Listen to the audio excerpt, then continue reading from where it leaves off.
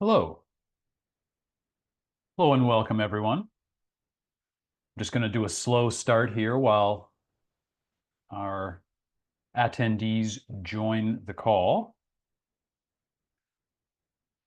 I might as well start by saying hello and welcome to another online presentation from Biometric Update. We discuss the hot topics and important issues in biometrics and digital identity. And I'm your host and the managing editor of Biometric Update, Chris Burt. Today, we're going to talk about ISO IEC 18013 or 18013. This is the international standard for driver's licenses. Part one, as I'm sure most of you joining us today are already aware, sets out the physical characteristics and data set for the driver's license, like the one that is in our wallets as a physical credential. Part two deals with personal identification and machine-readable technologies. Part three is for access control, authentication, and integrity validation. Part four addresses test methods. Part five is where we start seeing regular references on biometric update, and that's because that part of the standard deals with mobile driver's licenses. Part six deals with test methods for mDLs, and part seven deals with add-on functions, which crucially includes remote or online interactions. This part of the standard was published in October, pardon me. And so we're going to get into what that part of the standard means and how it affects the market as we go along today. As the standards have been developed, and that also includes other standards we're going to talk about, the number of states in the US issuing mDLs has jumped to 14 by my count, with another 12 more in progress. I'm not going to debate those numbers. Yes, there are different stages. I'm not arguing with anybody about whether Florida counts as in progress right now or not. Suffice to say, a lot of states moving, and it's happening all over the world and other countries as well. A series of interoperability tests, hackathons, and product launches have improved the ecosystem's maturity over the past year.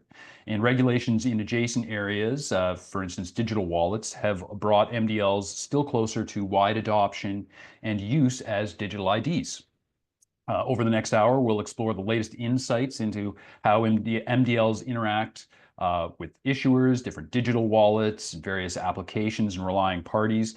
That includes banking, ticketing, access control, age verification, e-government services, travel, and the list goes on and on. Before we do get into that discussion, I just want to point out that we'll be doing a question and answer session towards the end of our discussion today. So please use the Q&A function near the bottom of your screen. And all of you who are here, as well as anyone else who's signed up, will get an email with a link so that you can watch any part that you've missed or rewatch some or all of the presentation. I'm really glad that we get to do this today because it is such a hot topic, and joining me are two of the most prominent voices in the global industry in this area. We have Andrew Hughes and Ryan Galluzzo. Andrew is the VP of Global Standards at FaceTec. I know most of you will be familiar with FaceTec's software-only 3D facial recognition, but Andrew's also a board chair at the Kantara initiative.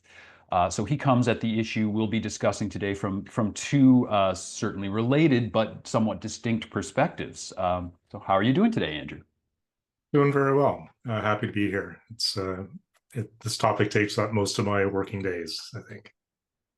And yeah, do you want to, maybe you can give us just a few seconds on what specifically you've been working on in this area just over the last few weeks or months? Sure. As you mentioned, the ISO 18013 Part 5 and Part 7 of the standards covering mobile driver's license, they're being developed in the International Organization for Standardization, and I'm a delegate to the committees working on those particular documents.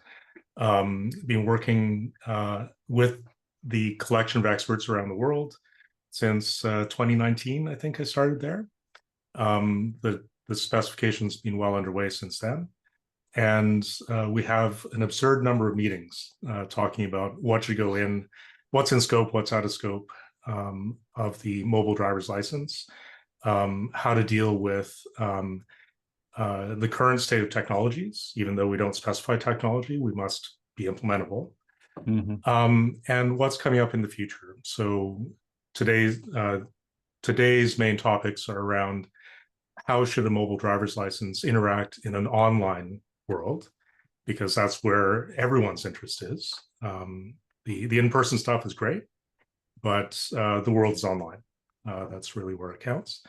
And the standard is touching on basically how to interact with web browsers, receiving organizations, relying organizations, how to transfer data securely and privately. And in the future, so one of the next things we're going to work on is biometric binding of the person who received the mDL and binding them to that document securely and privately, and then having them be able to prove that they're the subject of that mDL when they present it over the internet. That's sort of an unknown space. We have all the pieces. We just don't know how to standardize it in the security and privacy protecting ways. So being a biometrics company, that's my main focus is basically looking at how to standardize, how to make sure that it's actually useful and practical in the real world. That's fantastic. And that gives everyone a little bit of a preview, I would say, too, of some of the areas that we're going to be touching on as we go forward. So I'd like to bring in Ryan at this point. Ryan is the Digital Identity Program Lead for the Applied Cybersecurity Division at NIST. You can see the logo there behind him. I'm sure that everyone on the call is familiar with the U.S. National Institute for Standards and Technology. So what that means is that Ryan plays a key role in testing mDLs for various use cases being carried out by the NIST's National Cybersecurity Center of Excellence, the NCCoE. We'll talk a little bit more about that as we go along. He's also the co-author of the NIST Special Publication 800-63. Again, most of you are probably familiar with this. For those of you who are not, this provides the specifications for how identity assurance and digital identity work in the US, also just very heavily referenced around the world. So thank you for joining us today, Ryan. How are you doing? Good. Thank you for having me. I also like how you added a bit more Italian flair to my last name than even I normally do with the Galluzzo. But yeah, I'm doing really well. I think thank you for the introduction, pretty comprehensive introduction. Like Andrew, I think the primary focus I have here is starting to look at the interconnection of these mobile driver's license and the online scenarios in the online world. So we have to look at that in my role from two different perspectives. One, how can we fit these concepts into our digital identity guidelines? So we have identity proofing use cases that we have to deal with in our digital identity guidelines. We have authentication use cases. We have federation use cases.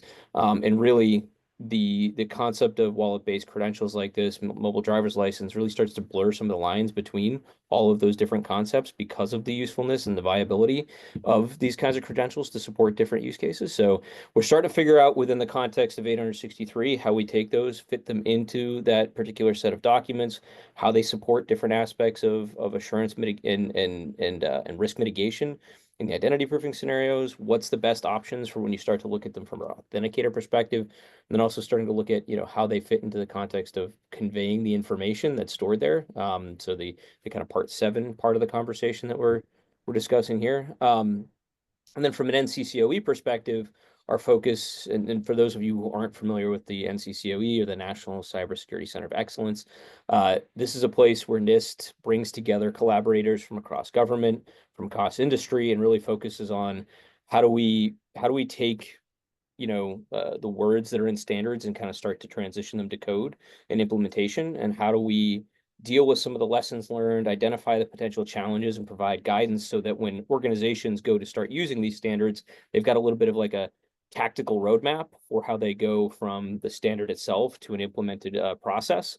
And what we're really looking at there is, again, same the online use case, but how do we practically adapt these standards to fit into real world processes. So if I'm a financial institution, how does this fit into my customer identification program process? How does it meet with regulatory expectations? How does it fit into my customer workflow, right? Because a lot of this is going to boil down to how effectively you can use these technologies within existing customer workflows or improve your customer workflows for a better experience, better transition, and better conversion from like potential customers to real world customers. So within the NCCoE, we were really starting to look at how we take those online use cases and support the real world implementations of what those are going to look like. And one of the primary focuses there is bringing in industry and the folks that are going to have to consume these kinds of credentials to understand what their risks, where their concerns, their opportunities are around implementing these things. So looking at it both from the how do these impact our federal standards and guidance for how to use these within federal government workflows, but also how does this fit within a practical implementation space at the NCCoE. Fantastic. And that, I mean, so that explanation too really brings in, I'm glad that you mentioned, Ryan, the collaborative aspect of the work that's going on at NIST. And then that really also brings us down to sort of brass tacks, right? Down to the application level. And that applies, as Ryan was saying, and as touched on as well by Andrew, this is like a private sector concern.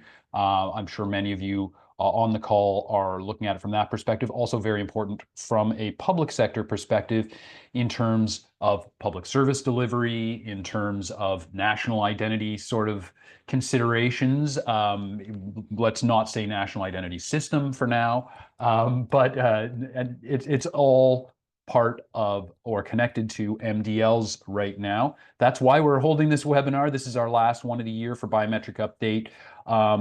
Just as a little brief aside on that point, I just would like to encourage everyone to check out all of our webinars. They're available on YouTube, which I hear is a popular video sharing platform. But this is really a great one to conclude the year for us, since it has been such a major area of development this year and is very clearly going to be a big focus for everyone in digital identity and biometrics next year. So we've talked a little bit already about where ISO 18013 is at, but Andrew, I'd like to just go back to you right now to get a sort of a snapshot. You mentioned you're in these discussions in the working group. Can you give us a snapshot for the moment that we've arrived at with the standard? Sure. And to give the current moment a bit of context, I'll just step back a little bit into the first publication in the series that we worked on. So 18013, 18013, part 5. So in 2021, it was published, and that document covers, in effect, how to get the data out of the issuing authority's database and into this secure credential that we call an MDoc, mobile document, or an mDL in the case of a driver's license document. So the issue, it's a real paradigm shift. We've seen it in different places around the world, different ways. We've heard verifiable credentials, different certificates and credentials are floating around. mDLs and mDocs are a flavor of the same thing. It's putting data securely in the hands of the person in some form, so they can independently present it to the consuming organization or person that they need to under their control. So part 5 was about how to get the data into a credential, into the person's hands, then present it from a mobile phone to a so-called local verifier. And the term I use is over local radios, right? Local radio frequencies. So Bluetooth, Wi-Fi aware, NFC. You have to be there, right? And the verifier has some device that's a reader that can ask your mobile phone for data, and you can control what is sent back. So that's great. And there's all sorts of complicated aspects about the data flows and the signatures and the security and all that, which we're probably not going to get into. You can read this back if you wish. Part 7, which we published the first edition of in October, as you mentioned, covers the case where the receiver of the data, the receiving party, the relying party, is likely a website in your browser on your mobile phone or on your laptop. So the relying part, the verifier, as we call them, is not physically present. You have to send the data over the internet somehow.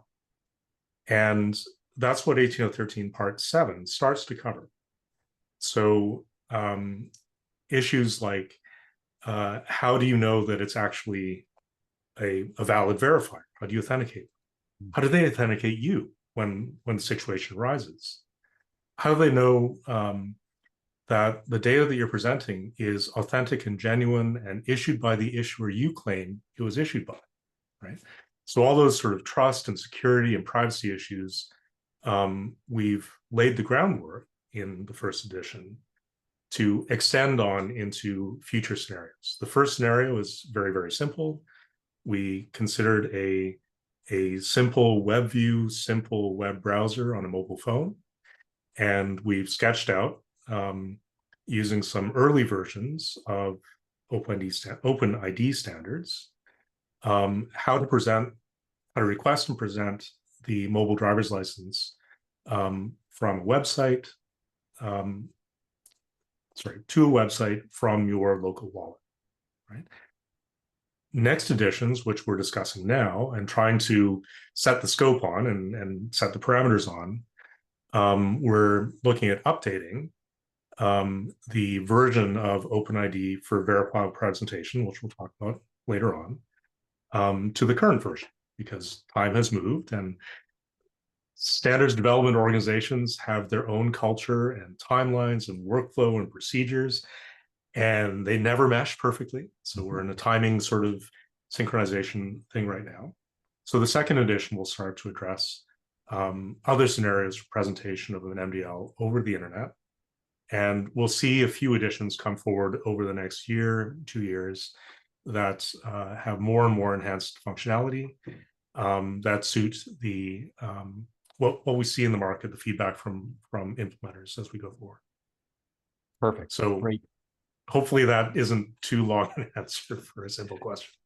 I mean, that's perfect, Andrew. Thank you. That's I think first of all, thank you for mentioning too that it's the first edition, which I had intended to mention in the introduction, because that's an important point. We're going to come back to that as well and talk a little bit more about those upcoming changes that you referred to. Another thing that I'd just like to bring up as I turn to Ryan on this. Is that this model of digital identity sharing and presentation follows or aligns with what we sometimes refer to as decentralized identity, right? So this is there is a certain buzzword that we get to use here, and yeah, so I wanted to throw that over to you, Ryan, just to get your take on where we're at right now with forming the standard and with making use of the standard.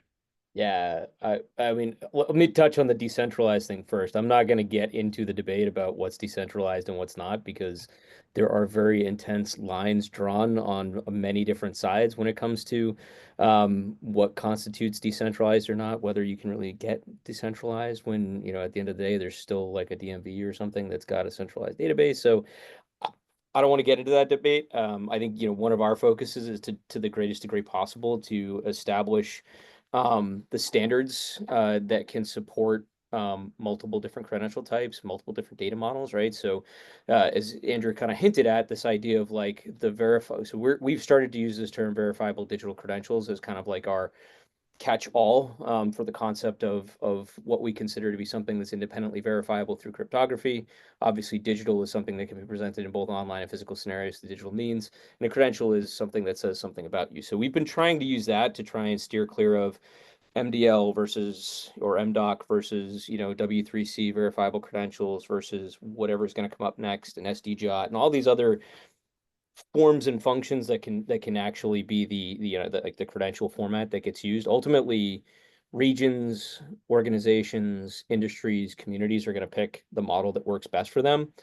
we are most interested in trying to allow for the greatest value to the end users and the relying parties by giving them the smoothest pathway to allow for a wallet that can contain multiple credentials that might be of different credential types and be able to present those online in a way that can be consumed by relying parties without having to have that relying party on board 15, 50, 60, 80 different verifiers to deal with each one of the different credential formats. So that's one of the reasons we're kind of bullish on like the concept of OpenID for VP, because it's not specific to one credential format or one specific, kind of protocol. It allows for kind of a general ability to request the credentials that make sense and work for you. So one of the things that I think is extremely valuable about the way the kind of mobile driver's license and MDoc ecosystem is starting to grow up is it's pulling in and it's coordinating across a broad spectrum of potential participants here. And it's really like, in most cases, people, we have conversations with folks and they're like, when is 18013-7 going to be done? Because that's when we're going to be done and ready to go with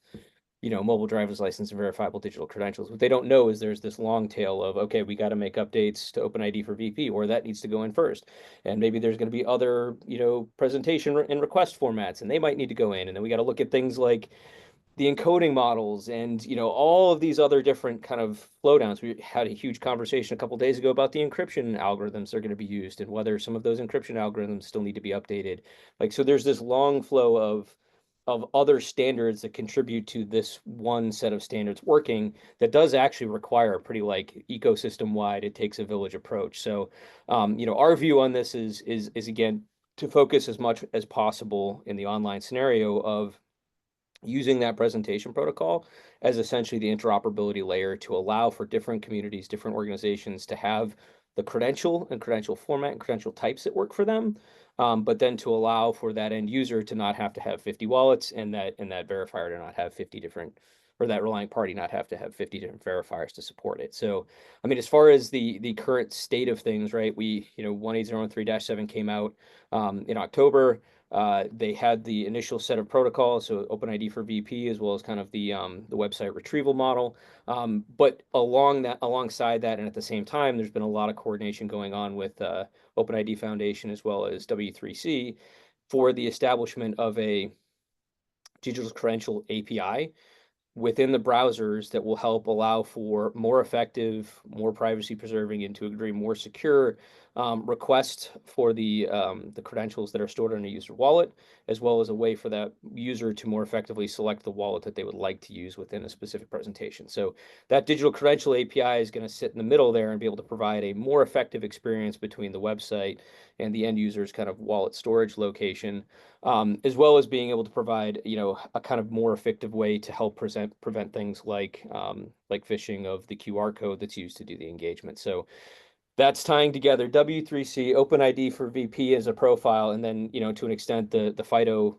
client to authenticator protocol that helps prevent some of the phishing resistant capability. So there's a layered approach, and there's different components that are all going together to hopefully make this a more secure, more private ecosystem in the long run. But each of those things, to Andrew's point, is kind of got its own organization, its own set of cultural focus, its own processes and governance that all need to be coordinated. And I would say, to an extent, this is kind of a more remarkable effort in this space because there has been a pretty decent amount of coordination, whereas we don't always necessarily see that in the space. Well, it sounds like it's a good and necessary thing to have that amount of coordination. And so, Ryan, you've kind of brought up certainly the interoperability aspect there, and again, we're brushing up against adoption, which in the plan that I sent to you, I said I would ask about next, but I'm going to depart from that immediately, and because we're already talking about these other standards groups. You mentioned OpenID. The OpenID Foundation, OID for VC, be verifiable credentials, for VP, be verifiable presentations, right? You mentioned as well W3C, we've got the verifiable credentials spec itself. You just mentioned the FIDO Alliance. So, Andrew, let's, without further delay, just dive right into those different standards. First of all, is that a complete list, or what all are we dealing with here, and how do those pieces sort of come together and fit in as different puzzle pieces within the ISO standard? I'll hand this off to Ryan. No, that's a joke from the preparation. I won't do that to you, Ryan. So I guess what I'll try to do is not give the impression that it's impossibly complex. It is quite complex. Just complex. There's just complex, yeah. Like I mentioned before, each organization is working on and focusing on their domain of expertise, their domain of responsibility in the online ecosystem, in the physical ecosystem of information management and communication. And that's really what we're doing. Many people won't be aware that when you're talking about the web, it's one organization that deals with standardization and ways of working in the web, which is different from the internet. And let's not get into why it's different, which is different from international trade, the ISO, International Organization for Standardization, which is different than specific technologies like, for example, FIDO, and protocols like OpenID for verifiable presentation. The expertise lies in each of the associations and organizations and inside their domains. It attracts experts, it attracts implementers to those organizations. A fascinating part of the portable credential world, mDocs, mDLs, and other forms, is that we're trying specifically to cross over domains of specialization. A mobile device is not a small computer. It's a mobile device, and it behaves in a specific way that is not the same way as your laptop. The web browser is not the same as a web server. You shouldn't be able to tell the difference as just a regular user, but there are protocols that you must go through to cross the boundaries between the software and the server. So I know I'm talking in really hazy ways, but the complexity is required in some ways, because you really don't want the issuing authorities that issue these credentials given to people to define how a web browser should work on a mobile device. You really, really don't. That's a bad idea. You want specialists and experts that deal with these things every day, understand the long history, why things are the way they are, defining inside their scope and providing interoperable interfaces and protocols that other organizations can plug into. It seems more complex right now in the mobile driver's license MDoc world, because we're all progressing. We all have our necessary timelines. We all have different stakeholders that have different needs of what we're producing. And I only write the standards, or I only help write the standards. I don't care about implementation. I mean, come on, that's totally different. That's easy, right? Right, Ryan? Implementation's a piece of cake. Don't quote me, please, on that. But it takes that coordination across the different necessary timelines and stakeholder requirements to get the outcomes that we need. So, for example, in the European Union, the digital identity wallet initiatives and the implementing acts for the for EIDAS, the regulation on identification, they've set timelines in their regulations about when things need to happen to enable broad use of portable credentials by regular people anywhere in Europe. Those timelines don't match what, let's say, Japan needs, or Korea, or Australia, or the US. So all the different groups are under pressure to get their things done and keep coordinated, keep synchronized. We have regular liaisons, regular communication.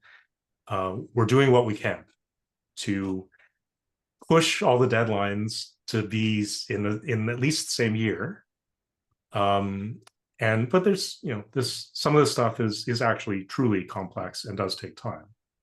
I think the end result, and Ryan, you can talk to this, what you're seeing in the NCCoE, where there's actual real implementation, is that we want any device with any credential type or format that is issued by a reliable issuer, and your definition of reliable, not ours. We want people to be able to pick up those credentials, keep them safe, and present them when and where they want to. That's what we all want. And we're going step by step, layer by layer.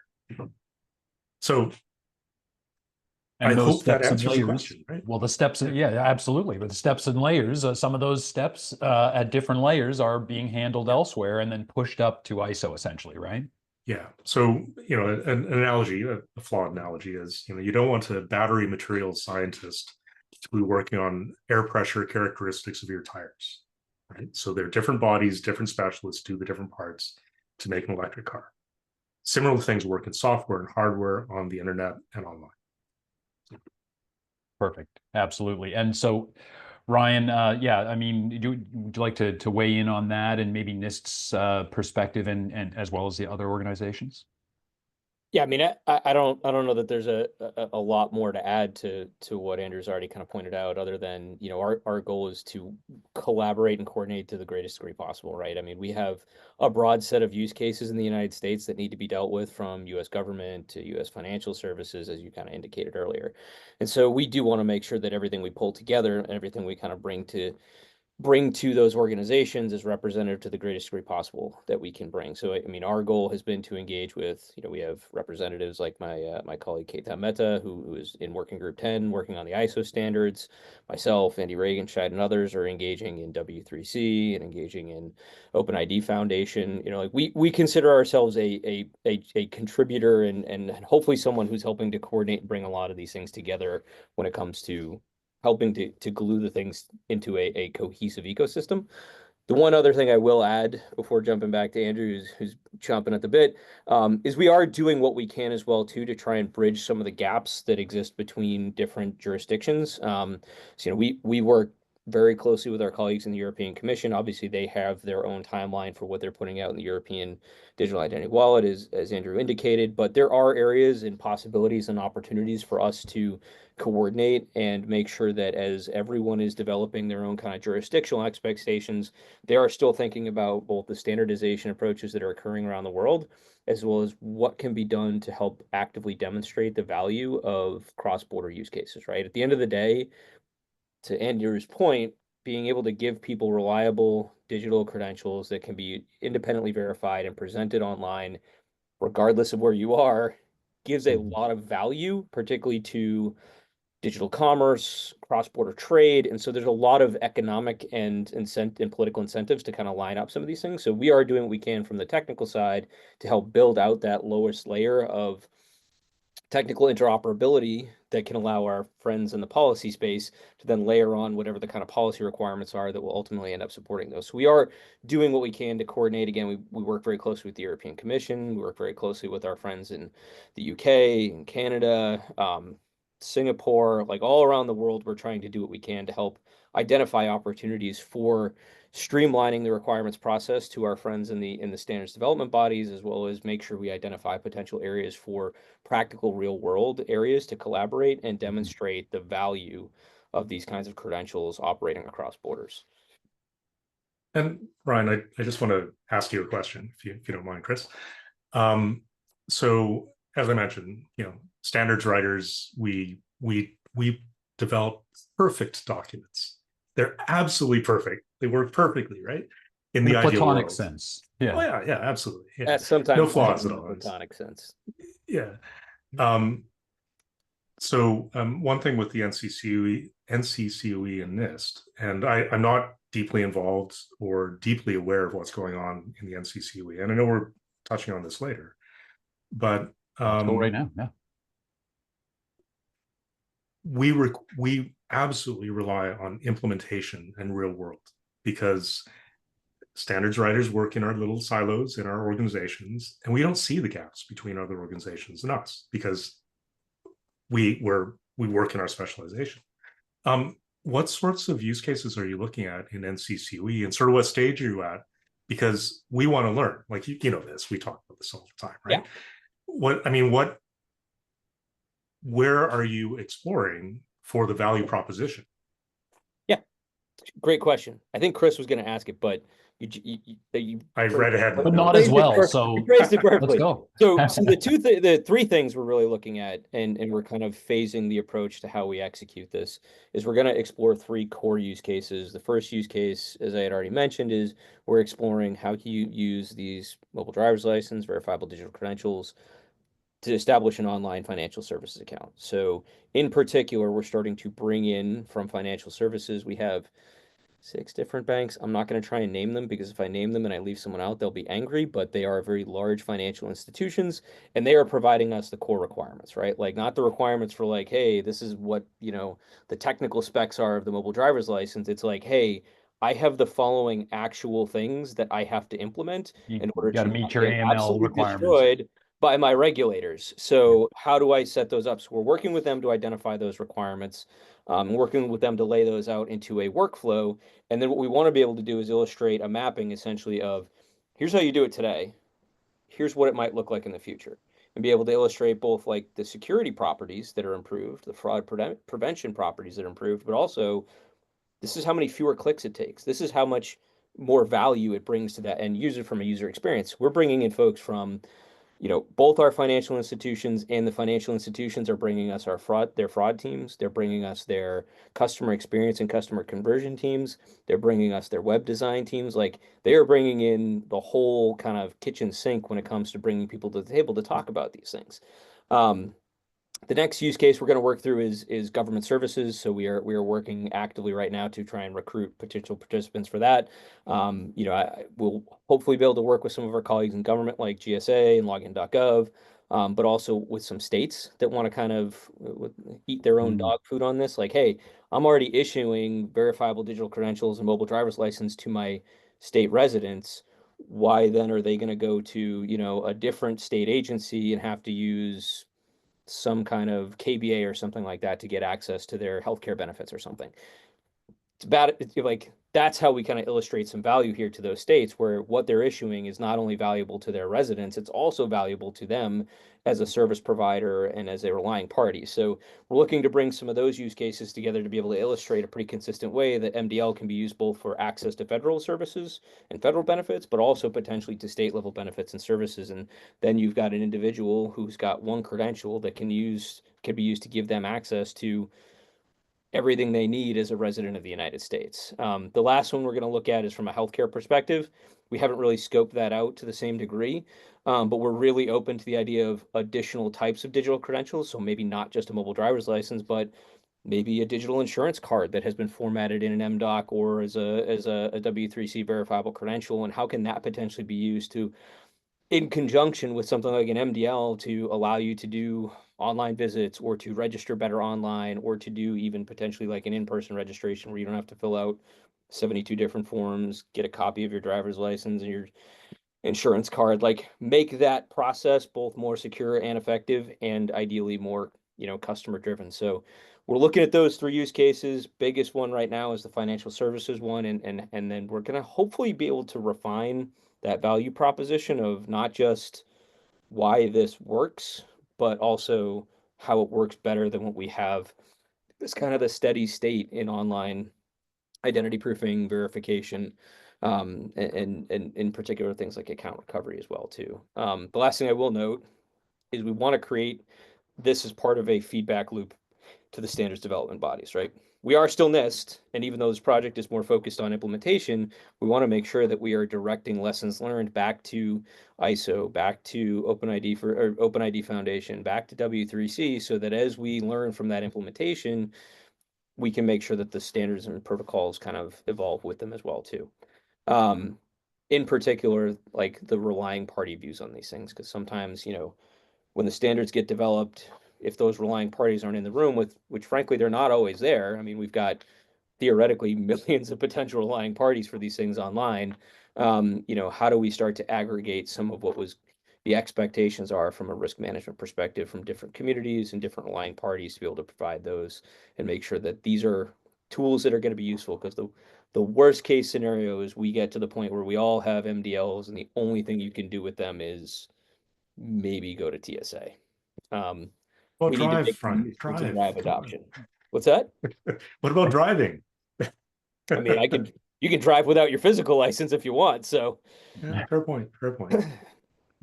But at the same time, we're seeing this, I think you would both agree, solid indications that those relying parties are seeing value, that people are actually likely going to be able to use these things in the real world, right? In the near future, and you know, whether it's for opening a bank account or receiving a you know, public benefit or public service or something like that. Definitely some encouraging stuff going on. So I would just wanted to touch briefly on that before turning to question and answer. I see we've got our first question or two rolling in. So I again want to encourage everyone on the call to fire away your questions, and we'll turn to those in just a minute. But you know, a lot of this adoption and a lot of the future use that that seems to be arising is through the -7 extension. We've certainly seen, for instance, the California hackathons. There were a bunch of in-person presentations shown, use cases where people would use, you know, do it sort of a tap kind of flow, right? You tap your mobile phone, and then the you know, the bar knows that you're of age to order alcohol or something like that. But it really seems like the -7 extension is kind of maybe moving things into another gear. So, what could you say about that, Andrew, in terms of the impact? And I mean, FaceTec is all over a lot of these use cases. You've got a lot of clients already doing some of these same kind of processes, right? So, how do you see the -7 extension affecting adoption? That's a surprisingly deep question. So for the again, my standard technique is to take it back a level. So if you recall, the secure portable credential idea, this digital verifiable credential idea, is to allow the person to securely receive information that is from a trusted source, in this case, a driver licensing authority. And in the US, at least, it's a known source of reliable to the government data. And once you've got this credential, presenting it to a provider of goods or services that has a legitimate need to know this information in order to provide the things you need. So, you know, your shipping address, for example, your name, if you're customizing, if you're buying a car online, you know, do you? Sorry, I'm going to drift on this, I think. The online use case and the mobile use case specifically is where we believe people are at today. And the way to get adoption of anything is to meet your customers, meet your stakeholders where they are. If we believe that everyone was still in an in-person mode for doing meaningful interactions, meaningful transactions, then we wouldn't be building 18013 Part 7. We'd be enhancing Part 5 for the in-person stuff. But the technology companies, the issuing authorities, the governments, the stakeholders that are dealing with trustworthy and secure exchange of information for your benefit, primarily, they know that people want online. The physical facilities cannot handle the number of people, cannot be staffed to the level needed to do in-person all the time for everything. We know this. I mean, it sounds silly to say it, right? But we're in that mobile world. And every day, more and more people are getting into that mobile world. You know, there will always be people that need other channels to support their needs, the in-person, the undocumented, the you know, the lost device scenarios sort of thing. But for those that for the cases that can be online, Part 7 is defining the rails that can be used to do it. And I know that's a super hazy answer, but I mean, we're designing for what people need now and what we feel they'll need going forward from here. So it's 21st century. It's the 21st century version of what we're all familiar with, and this is. I mean, that seems like at its sort of most basic level, that's the appeal for relying parties, right? Yes, yes, and the ability um, to not have to set up complex integrations back to the issuing authorities, which no one really wants.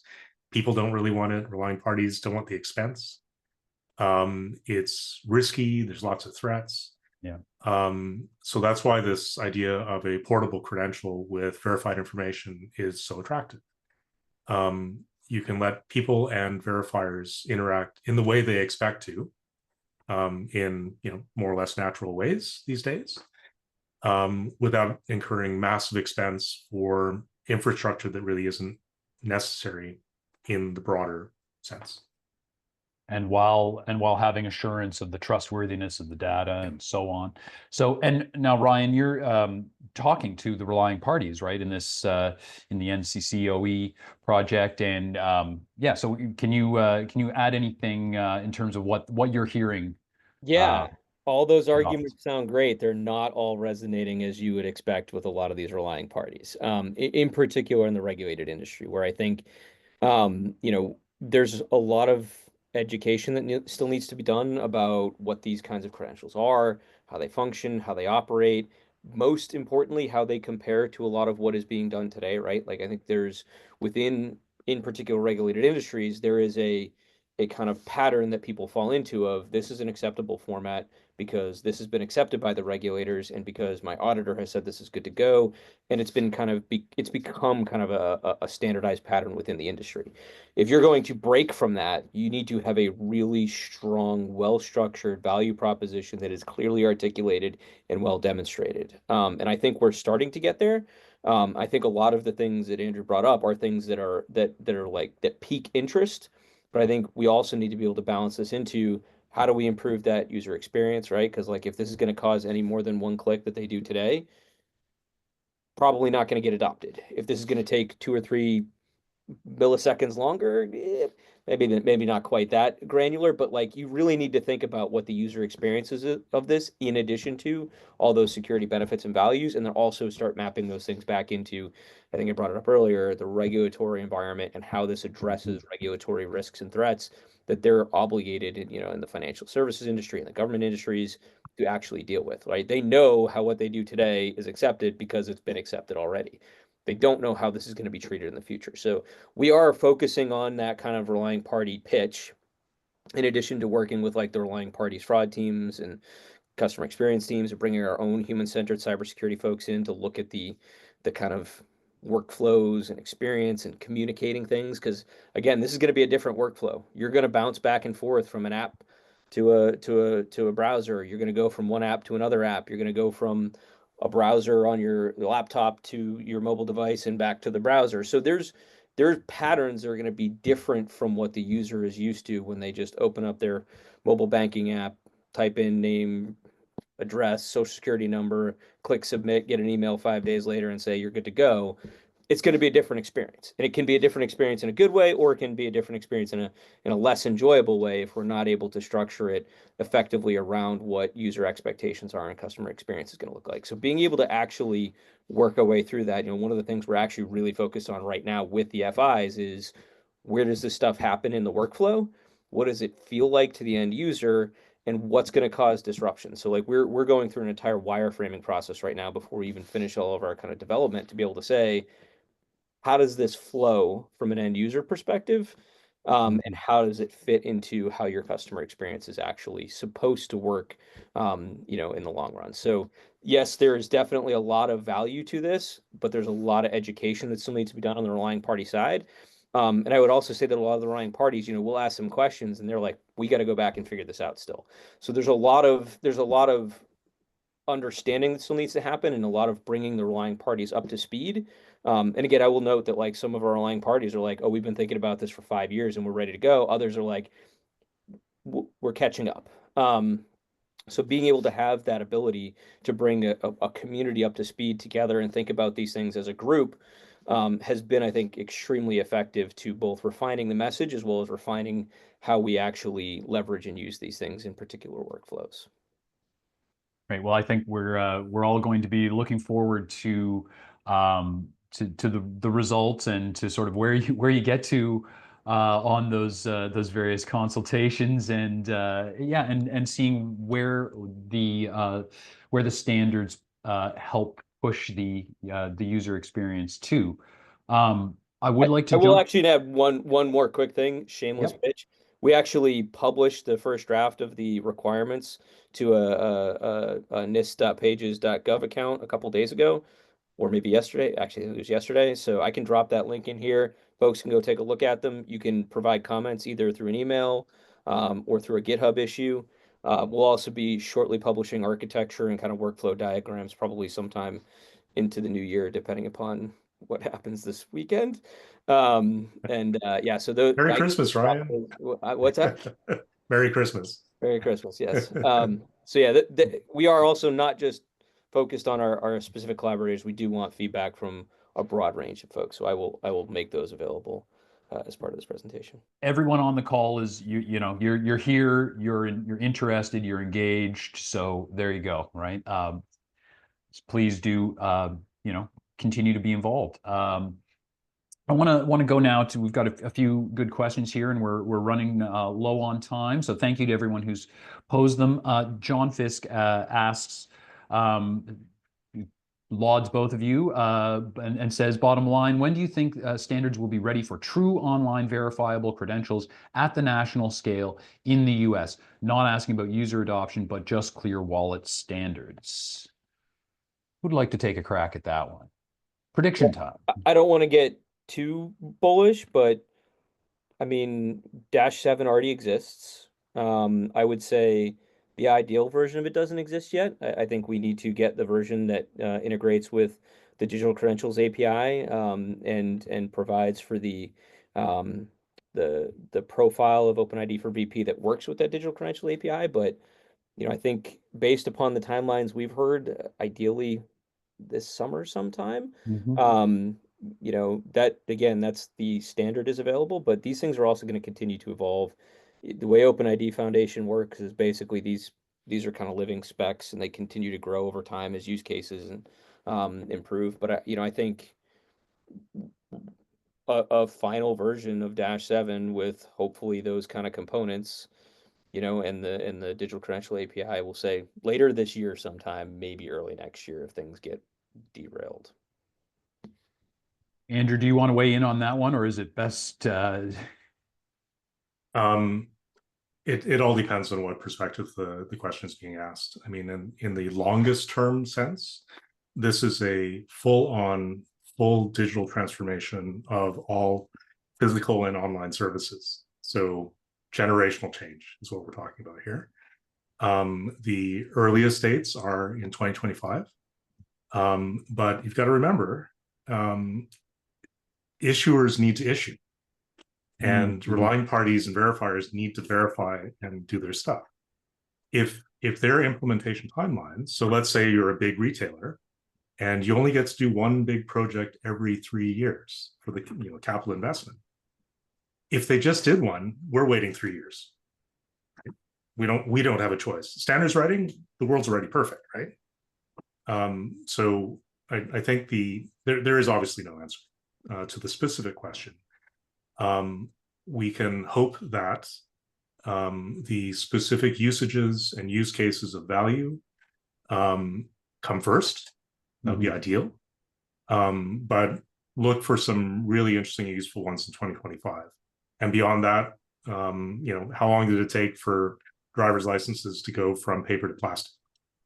I was just going to say, how long did it take to implement Real ID Act? I was going to say, insert Real ID joke here. Yeah, I would echo what Andrew just said, in that like the standards are going to be ready long before like scaled implementation happens, and that is the development cycles for the wallet providers, that is the adoption curve for the relying parties, that is a lot of things that are going to go into this. But I think to Andrew's point, standards can be there most of the dates are around 2025, but there's a long pole in the tent is adoption and implementation and demonstrating value. So I think if you can get those few high priority use cases knocked out early on and as quickly as possible in the most effective way as possible, and give people a reason to have them and give states a reason to issue them, that's the kind of the thing that will help motivate and drive that kind of. A good for example for this one is in one of the early states that moved towards electronic driver's license early. They actually found they tend to be large scale disaster prone, this particular state. They found that by allowing people to claim disaster benefits and register as being safe and all that sort of stuff by using electronic driver's license, immediately they got like 3 million people, because they had a real need and there was no other way to do it. And there was a clear benefit. So, Ryan, all the implementers, we don't make up use cases and scenarios. We look for the highest benefit, highest value, most significant to people kinds of scenarios. And because we can't convince you to adopt anything, you have to need it. And if it's the true need that can be filled other ways, that's where the adoption, that's where the uptake is going to be. I mean, I think it seems worth pointing out too at this point, although John's question is specific to the US, it's referring to wallet standards. The UD, 2.0 standard timeline, which was referred to earlier, says that in the EU, states will be pushing out their digital wallets very, very shortly. That's all next year, essentially. So maybe on both the adoption and the standards development side, maybe have forcing some things onto the market might spur some change. I don't know. And I would say that's part of what we're trying to do here with the NCCoE project is get a very high value community like the financial services space to understand, be prepared for, and ideally have a blueprint for implementing mobile driver's license once the standards are finalized and once things start to scale up, right? Like this is how we get the idea and the concept into the kind of pipeline of how they deal with their investment, how they deal with their thinking and their risk management processes as early as possible, so that 5 years from now, they're not coming to NIST saying, well, how do we do this? Right? We've already said, here's how you can do this, and we can tweak it along the way as the standards get finalized and improved. But at least there's ideally kind of a roadmap for those relying parties in particular to be able to pick it up and use it and make it valuable to that end user as quickly as possible. Perfect. And yeah, we've got a lot of questions. I just let's just speed through a few here if we can. We'll go a couple minutes over because people are interested. So Thaddeus Bat asks, with all the discussion around cross-border and international use cases, I can't help but wonder why the primary identity credential is anchored in the fragmented world of state DMV issued credentials rather than with federally issued credentials, i.e. passport, which would anchor digital identity to an actual primary identification source rather than a credential that was developed to provision driving entitlements specifically. I can take this one. Yeah, Andrew, go ahead. So every standards organization is driven by their stakeholders. And it happens that the American Association for Motor Vehicle American Association of Automotive Vehicle Administrators. AMVA. They saw the need for a digital driver's license. They're based in the US. They have most of the US state driver's offices as members. And they got together with Austroads and eReg in the EU and started the work on a digital driving license. Now, the ISO committee took that and made it a general purpose mobile document for other use cases. So the reason it's driver's license is the stakeholders really needed that. Now we're broadening it out, engaging other scenarios, other stakeholders, and we see other credential types arising that address different stakeholder needs. But that's why driver's license is because those stakeholders were in a place they could make change and chose to pick that up first. But I'm going to take it one step further too, right? So, Please. so fundamentally, if you look at how the United States is structured, if you want to go get your passport, you typically have to bring along a photo ID with you to get that passport. You know what that photo ID is? It's typically your driver's license, right? So I think there's a phrase, turtles all the way down. But at the end of the day, a lot of our fundamental identification that's done in the United States is typically done based upon the driver's license. And I don't want to get quoted because I haven't looked at the most recent numbers on passport adoption. But the fact of the matter is, way more US residents have a driver's license than they do a passport, right? And that's because just like the driver's license and state ID, by the way, it's not just driver's license, it is also state identification for those who don't choose to drive.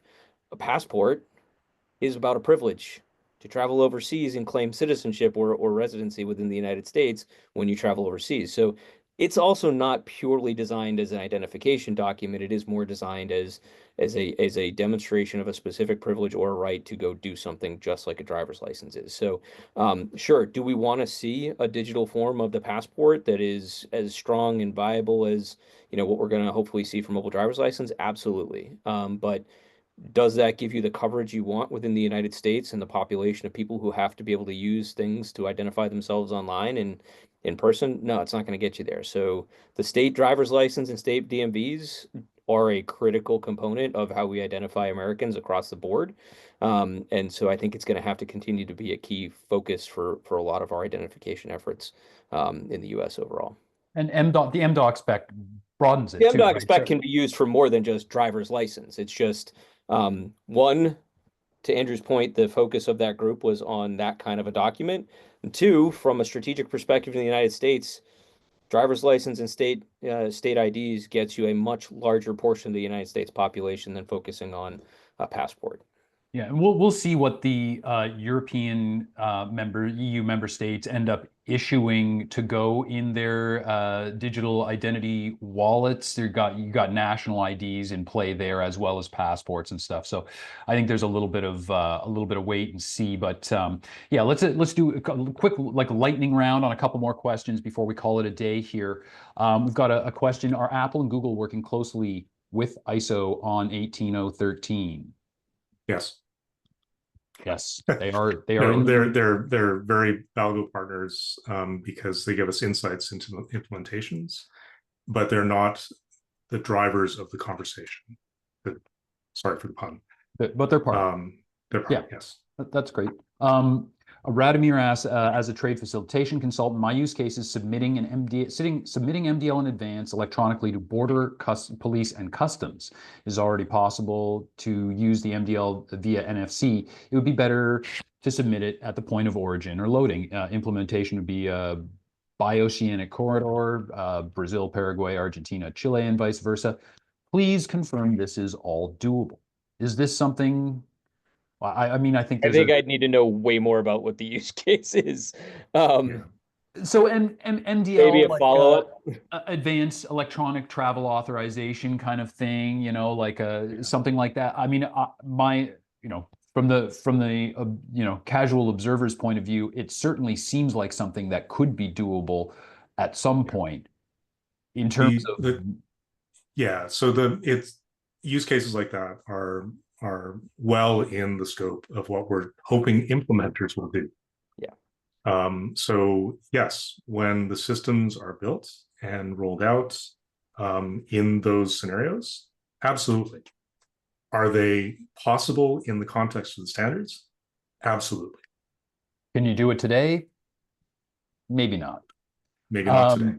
But, sorry, go ahead, Ryan. No, I was just going to say, I think there's too many questions about like what the point of origin is, the loading is, like a lot of details. Yeah. I think it's to Andrew's point, within scope of the desire, whether you can do it right now, I think we need to know a lot more. Does ISO 18013 support document revocation? Oh, it's a great question. Yeah. So, where are we at with that? We're planning to. We're looking at different mechanisms. I don't think it's in the current version. I would have to go check the notes. It's definitely a hot topic in discussion. Like if you issue one in error, what do you do about it, right? Mm-hmm. I don't in the first editions. No, we didn't include it because it's a surprisingly complex topic at scale. So we're working on it for future editions, maybe second, maybe third edition. Yeah, and I think to a degree right now it's handled through like very short-lived issuance periods, so that Yeah, theoretically, if you weren't going to get it, if it was going to be invalidated, it wouldn't be invalidated 2 years after or 3 years after it got yeah, issued. It would be a matter of months or even potentially less, depending upon the yeah. jurisdiction that issued. There's no active revocation mechanism, but we recognize the need for one. So yes, we're So trying watch to this figure it out. space. Yeah. Yeah. There's another question here. I was under the impression we were a lot further along, further on adopting these technologies, but it seems that we are still in piloting phase. What's the time for concluding the work on these standards? Now, we've touched a little bit on the sort of the iterative nature of some of the stuff here, but any more desire to make predictions? No, I mean, this one is, we all wish it was today. We all There's wish it was lots of use yesterday. cases. Well, yesterday would be nice too. Yeah. There are actual production deployments of driving licenses and non-driving permits with MDOC. In California, for example, there's use cases there. So unfortunately, the answer is it depends where you are. If that particular place has made it far enough in implementation. Otherwise, it's, when it happens, it'll happen.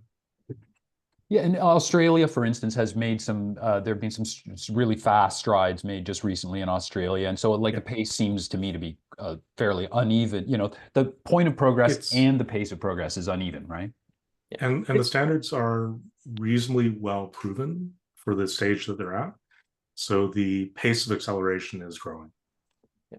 And I would just note that it depends on when we talk about further along in adoption, depends on what the use case is, right? Because you can literally go to an airport today and get through TSA with a mobile driver's license, which is a pretty big deal if you think about the risk of that particular type of transaction. So, are they ubiquitous? No. Will they But I limit think it's a what big deal people when I see that guy moving on from the line. So, do? another question here. We're talking about implementation, but didn't hear anything about blockchain. Anything on this premise? It's unrelated to the MDOC standardization. Some implementers may choose to use blockchain technologies, but from the standard side, it's just not part of it. Ryan, you may have seen some implementations, but implementers will choose the technologies they want to support. Not so much on the MDOC side of the house. A lot of there's other verifiable digital credential efforts that make use of blockchain. At the end of the day, from our perspective, we're more concerned about the kind of credential functionality than the underlying plumbing that supports it. So, yeah, it's more of a technical preference based upon what your community is going to support and can support and is willing to support. Yeah. I think we're going to have to wrap in just a minute here. I want to squeeze in one more, just because we've got all this engagement. It's great to see that everyone is keen on this topic and seeking more information about it. I think this is a really clear demonstration of where we're at, just as much as everything that's been said today. But yeah, here a question from James. What's expected to determine whether the credentials are verified? Is this expected to be done initially by the issuing authority, OpenID, or a third-party provider for initial ID proofing? Furthermore, within the standards, assuming credentials are classed as verifiable and can be verified across the web, is there a transaction log available somewhere similar to a blockchain certificate? Andrew? Yeah, so the question is unanswerable, but I'll give it a shot. We're using cryptographic verification of digital signatures as the core in the 18013 standards. So if you can validate the digital signature as coming from as being signed by the issuing authority using their public key, or that's the very loose version, then the data is assumed to have integrity, hasn't been changed, and originated from the issuer that is indicated by the keys. Beyond that, again, it's implementation. It's up to the consuming party of the data what their rules are and their policy is about what constitutes verification, because it is different based on every situation. But cryptographic verification is what we're doing with the 18013 stuff. Ryan, anything to add there? Nope, not really. I think one of the things that we do, I would say on the log piece is we do see some implementers that have that ability for the end user to kind of see through their wallet app where they've leveraged and what transactions they've executed, but not necessarily kind of a transactional ledgers like you're going to see in blockchain. And I'll throw right back to you, Ryan, for any just 10, 20-second final thoughts. No, I mean, I think the big thing is like it's a very positive space, I think, at the moment as far as like standards go and the amount of attention it's getting, the amount of coordination that's happening, the amount of positivity that's kind of driving towards this. So I think the big takeaway I would have is kind of, it's coming, right? It's taken a little while. We're getting these things coordinated. But if you're a relying party thinking about consuming them, start thinking about what the requirements are. Start understanding the specs, understanding the risk management capabilities, and start asking questions internally about how can this help us? How can this improve what we're doing? If you're a developer and you're starting to think about, hey, maybe I want to deploy my own wallet, maybe I want to go ahead and, become an issuer, whatever it might be, start looking at these things and start thinking now about how they're going to ultimately impact your overall roadmap in the long run. Because ideally, there's a lot of value that these can bring from a security, user experience, and privacy preserving perspective that go a long way past what we are able to do today. And the adoption curves are going to be changed by how ready people are for the technology and for the standards once they're done. We'll add one last thing because I think I saw a comment about like the differences between MDoc and W3C verifiable credentials. We don't have a time to dive into that in much detail, but there's actually a great blog. I think I saw Heather Flanagan on at one point in time in the attendee list. She wrote a great blog about the kind of difference between those things. So if you're interested in just a quick exploration of the difference between W3C and MDoc, or W3C verifiable credential digital data model and MDoc, Google Heather Flanagan and MDoc or W3C VC and you'll find that. And it's a pretty good, pretty concise description of the differences. For sure. Good resource. And I also just want to quickly mention, Allison dropped the link, the NCCoE link into the chat for everyone, so that if you want to get involved, there you go. Please follow that link. Yes, please do. And review our requirements, provide feedback. This is not like a public comment period closes tomorrow type thing. It's going to be an open, ongoing thing as we release stuff. So check back in from time to time. Great. And any final thoughts for us, Andrew? Just 10, 20 seconds. Verifiable digital credentials are coming. Plan for it. If you have capital expenditures on your digital projects coming up, make sure you accommodate for these things. You will have trusted data, verifiable under user control and disclosure. So don't wait until the next refresh cycle. Do it now. Absolutely. Don't wait. That's a great note to end on. Thank you very much, Andrew and Ryan, for joining us today, sharing all your insights on this, obviously fast-moving and highly impactful area of digital identity. You can visit FaceTec at facetec.com. NIST is nist.gov. Kantara initiatives, kantarainitiative.org, all good places to look for more information on various aspects of the topics we've been discussing today. Thank you very much to all of you for watching and listening along. An extra special thanks to all who submitted questions. Sorry to the few of you whose questions we could not get to, but watch this space and maybe we'll do it again soon. We'll have more updates for sure. So we will be back soon to talk more about the opportunities and challenges in biometrics and digital ID. All of us at Biometric Update would like to wish everyone a Merry Christmas, Happy Hanukkah, an enjoyable Kwanzaa, great satisfying Festivus, etc. Until then, stay safe and have fun. Happy holidays. Thank you, everyone. Pleasure. Bye, guys. Thanks again.